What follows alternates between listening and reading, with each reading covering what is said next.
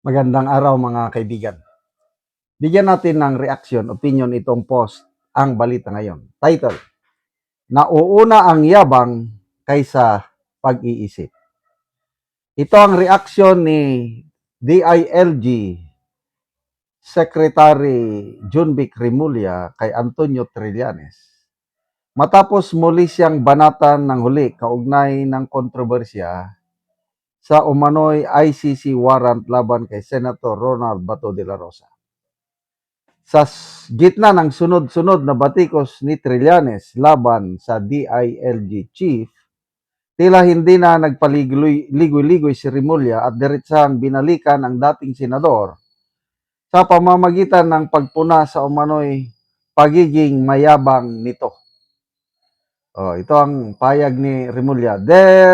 There's a reason why Trillanes lost 3 elections in a row.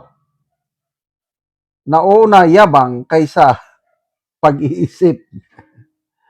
Ang naging pahayag ni Rimulya ay kasunod ng mga komentong inilabas ni Trillanes kung saan tinawag niyang incompetent ang kalihim at sinabing wala na umano siyang inaasahan dito. Ito ang unang birada ni Trillanes. Sabi niya, alam mo, suko na ako dito kay Secretary Junvic.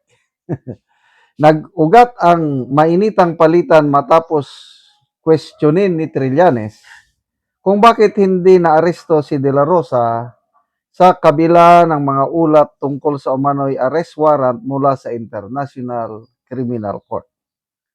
Matatandaan ang sa kasagsagan ng kaguluhan, sinabi noon ni Rimulya na hindi niya personal na arestuhin si De La Rosa kasabay ng paggigiit na may mga proseso at batas na kailangang sundin. Okay. So ako, nagpapasalamat ako dito kay DILG Secretary Rimulya dahil yung kanyang stand sa issue kay Bato is yun ang tama. Kaya wala tayong problema sa DILG PNP. Kakaproblema lang tayo sa NBI. Kasi kung itong si DILG Rimulya parehas pa sa style nung una, yung pag-aresto ba kay Tatay Digong na ang PNP ang gumalaw, kaya naaresto si Tatay Digong. Siguro, ito, opinion ko lang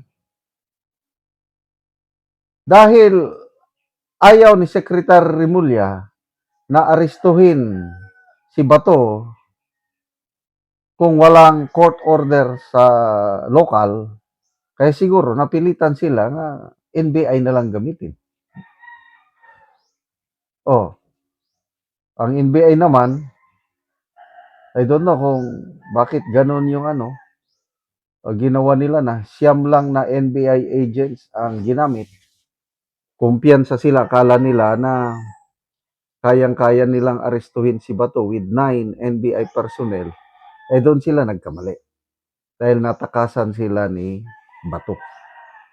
Kaya, ang laking kapalpakan ng administrasyong Marcos ito, yung hindi nila na-aresto si Senator Bato, despite yung hawak nila na sinasabi nila na mayroon na silang ICC warrant of arrest.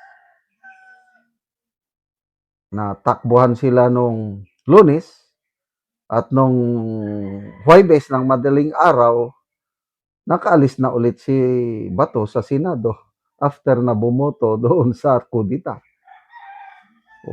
So, again, pasalamat ako kay Secretary Junvic Rimulya dahil gusto niyang sundin ang proseso. Kaya ang PNP, relax lang.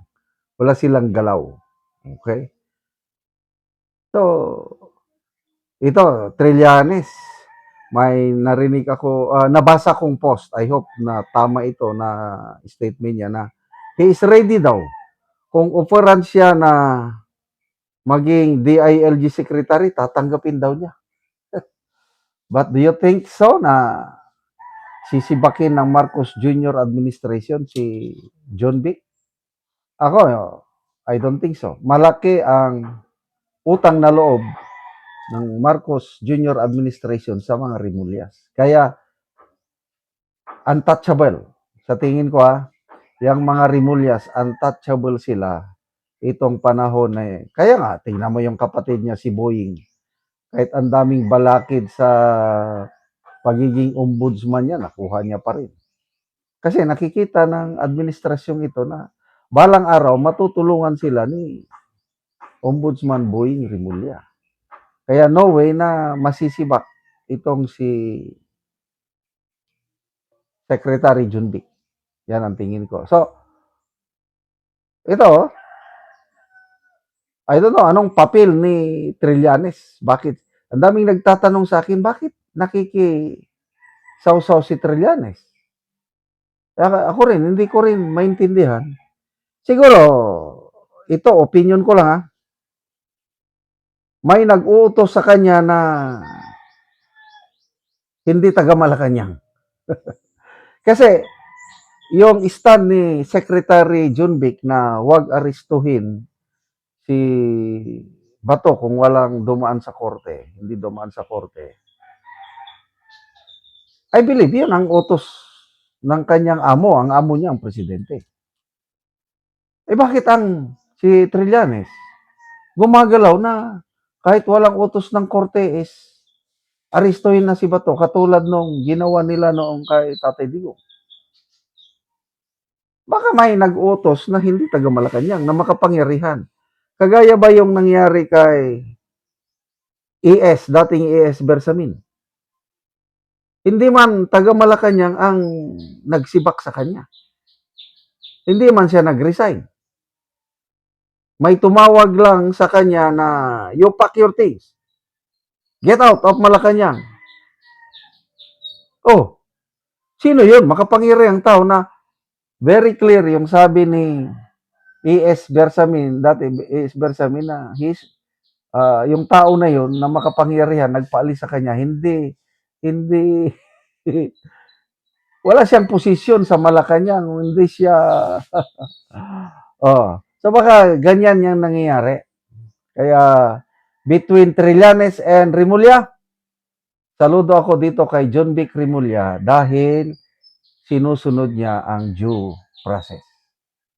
Salamat mga kaibigan sa inyong pagsubaybay sa channel na ito. Nakakatulong kayo ng malaki sa tribong Talanding ng Bukidnon dahil ang income natin sa channel na ito is pantulong po sa tribo. Namimigay tayo ng libreng yero at pako para makapagpatayo sila ng mas maayos na tirahan. Panoorin niyo ang video na ito. Karon mauna ni ang gipatindog nga balay sa gitabangan na Muugero. Sumuna ni ang iyang pag-aatupan karon.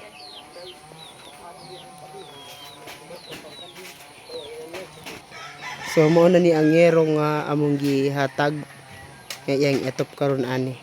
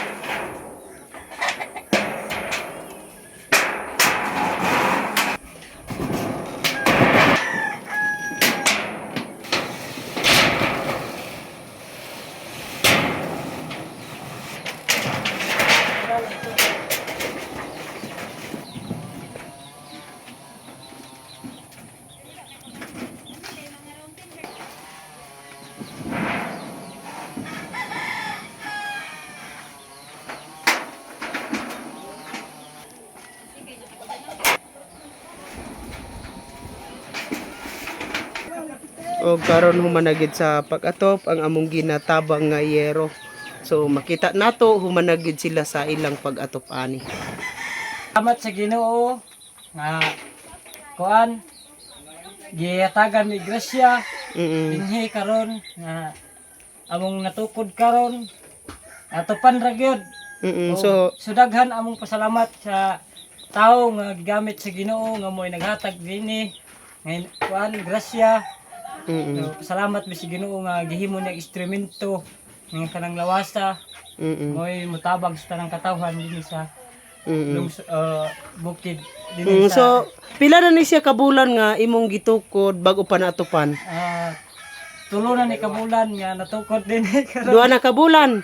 So ngano man sa duha ka bulan wala ka nakaatop? Tungod kay pagka wala gyud karon.